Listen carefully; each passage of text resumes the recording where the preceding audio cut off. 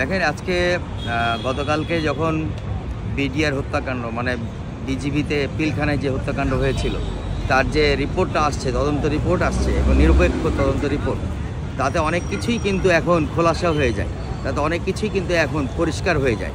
আপনারা দেখেছেন যে পিলখানা হত্যাকাণ্ডের রিপোর্টে আসছে 921 জন একদম সরাসরি ইন্ডিয়ান সেনাবাহিনী এবং রয়ের লোকজন এইখানে এই কিলিং মিশনে তারা জড়িত ছিল, একদম সরাসরিভাবে তারা এসছিল এবং তাদের ফিরে যাওয়ারও আর কোনো রেকর্ড আমরা কিন্তু পাইনি খুঁজে।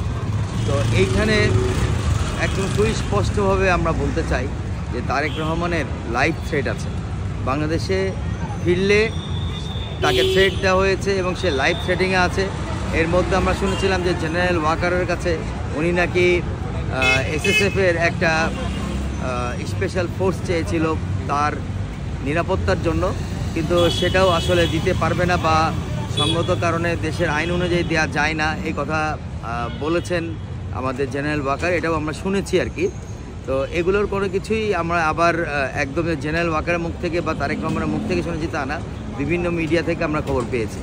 তো আমরাও জানি এটা এবং আমরাও বুঝি যে তার ফিরে আসার উপরে একটা লাইফ থ্রেটিং আছে এবং বিভিন্ন বিদেশি চক্রান্ত এর পিছনে কাজ করছে। তো এই মুহূর্তে আসলে বাংলাদেশ সত্যি কথা বলতে নেতৃত্ব শূন্য একটা দেশ।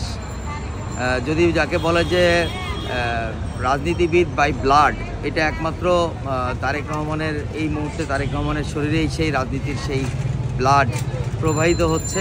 তো বাংলাদেশের এখনকার সময়ে খালেদা জিয়ার পরবর্তীতে তিনি আসলেই সবচেয়ে বড় নেতৃত্ব। এই কারণে তার জীবনটাও অতি মূল্যবান, এটাও আমরা মানি।